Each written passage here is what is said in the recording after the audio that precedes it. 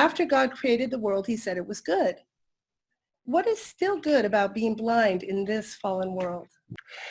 That's a remarkable question. And again, are these second graders? They are second graders, and this was an amazing lesson. I have to this Well, so deeply, and it was just very, very, very good. You were guiding this a little bit, and yet you weren't downloading information per se. You were letting them connect the dots. In this case, how did Annie Sullivan give Helen Keller more purpose in her life?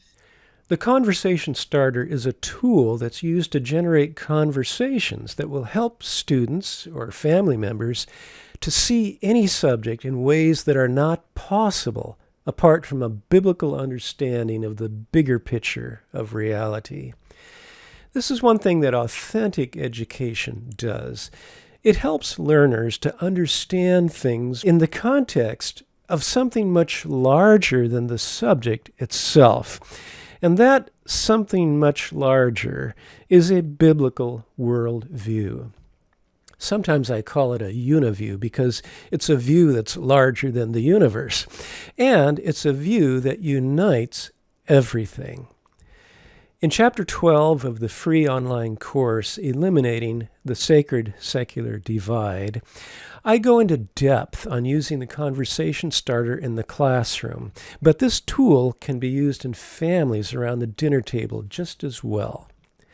The first step is to identify a particular subject or theme that you want to discuss and write that in the center of the tool. It can be a broad topic like the life of William Wilberforce, or a narrow topic like Wilberforce's work to abolish the slave trade.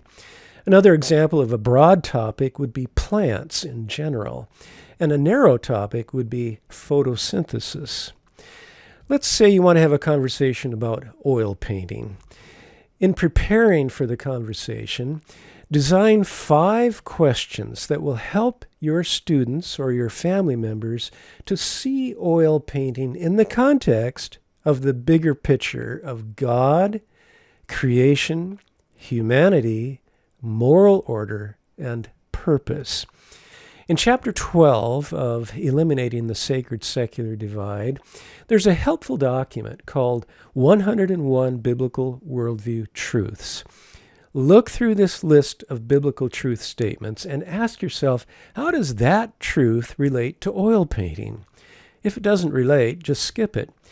To further help you to come up with 5 questions, there's a list of possible questions in a document called Questions for Contextualizing Subject Matter, and that's also in Chapter 12. Here are a few sample questions for contextualizing the topic of oil painting. What do you suppose God thinks about people making oil paintings, and why? Is oil painting important to God? If so, why? What does the fact that people want to paint with oils tell us about God, and what does it tell us about humans? Are there good and bad oil paintings? What makes an oil painting good? What makes an oil painting bad? Is there a divine purpose for oil painting? The reason for selecting 5 questions relating to God, creation, humanity, moral order, and purpose is so you'll be prepared for a well-rounded conversation. But you don't need to use all 5 questions in one conversation. Let's conclude with some comments from Vicki Greer, a 5th grade teacher at Isaac Newton Christian Academy, a school I've worked with in Cedar Rapids, Iowa.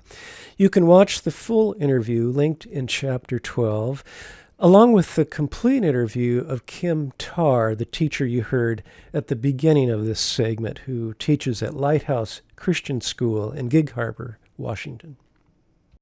They all see it in different ways and put in their take, their insight, and it's just a great opportunity for them to be able to share their ideas. I just did a conversation starter with my math students on correcting, like checking your work. And why do we do this? So before I taught them a checking technique, we did this activity, and it was awesome. They came away from it, I want to learn this technique. I want to glorify God. and their heart was in the right place, and the lesson was amazing. So these are great tools to use. They do take a little extra time at the beginning of your lesson, but they're so worth the time, because when the kids are in the right frame of mind, the activity, the project, it just pays off in the long run. I'm Dr. Christian Overman, and I invite you to get your free copy of the online course, Eliminating the Sacred-Secular Divide, linked in the description below. Thanks for watching.